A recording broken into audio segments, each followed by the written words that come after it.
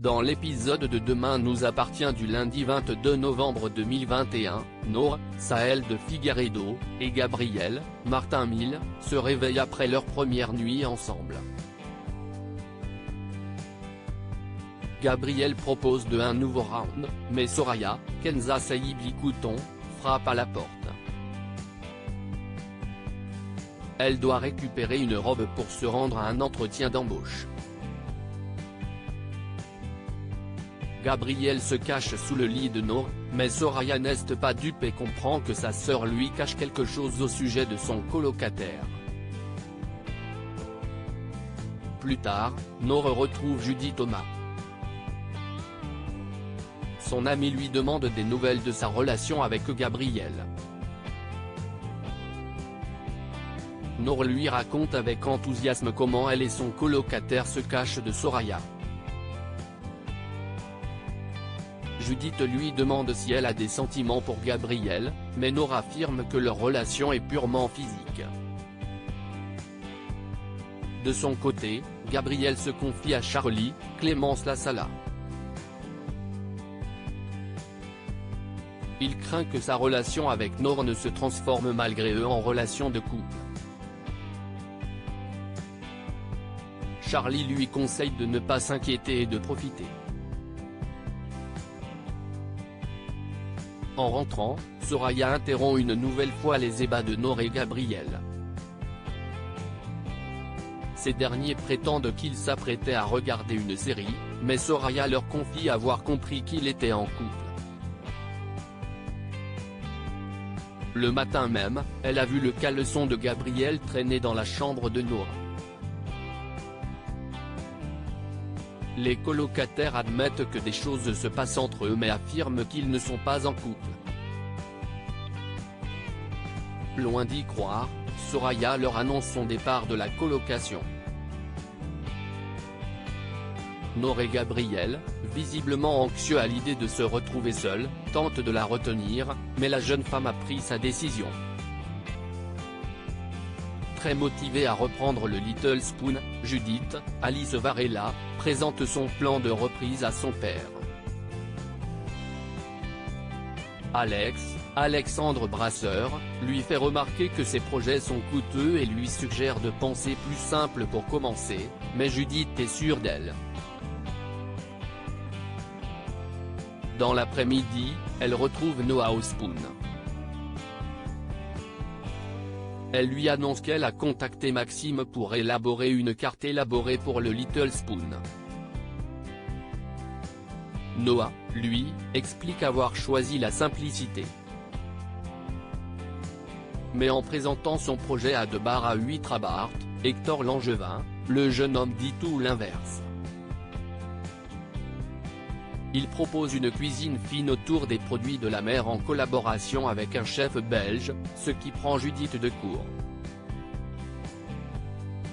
En réponse, elle suit les conseils de son père et fait une proposition simple tournée sur le produit. Emballé par les 2 propositions, Bart leur annonce qu'il va revenir vers eux. En rentrant au mât, Judith reproche à Noah de lui avoir menti. Le couple se dispute. Xavier enquête sur Rebecca. Préoccupé par l'enquête sur le suicide de son père, Xavier, Charles Lelore, n'a pas dormi de la nuit. Le dossier dit que Daniel Meffre est mort d'une blessure à la tête liée à sa chute, mais aucune vérification n'a jamais été faite. Selon Xavier, Rebecca, Victoria Abril, lui cache des choses.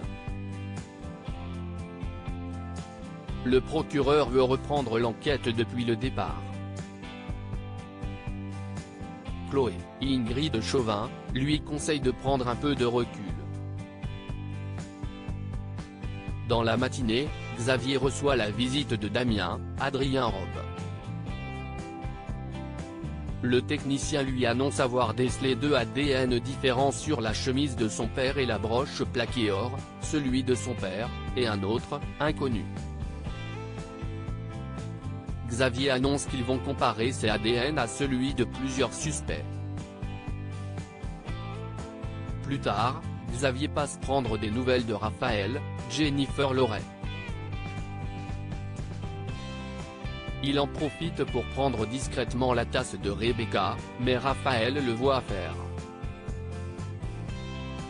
Après le départ de Xavier, elle raconte ce qu'elle a vu à sa mère. Rebecca fait mine de croire que Xavier veut vendre sa tasse sur internet, mais montre des signes d'inquiétude. Dans l'après-midi, elle rend visite à Raphaël à son bureau pour lui montrer des photos de son enfance. Dans le paquet, l'avocate trouve un cliché de Rebecca en compagnie de Daniel, le père de Xavier. Raphaël pose des questions à sa mère sur la relation qu'elle entretenait avec ce dernier, mais Rebecca se montre évasive. De son côté, Xavier fait établir un séquençage de l'Aiden de Rebecca. Damien lui apprend que celui-ci match avec l'Aiden retrouvé sur la chemise de Daniel Meffre et la broche. Xavier comprend que sa belle-mère est peut-être liée au meurtre de son père. Il lui donne rendez-vous dans la soirée. En arrivant dans le bureau de Xavier, Rebecca remarque que la fenêtre est restée ouverte. En passant la tête à l'extérieur, elle découvre le corps de Xavier allongé sur le sol, après s'être visiblement défenestré.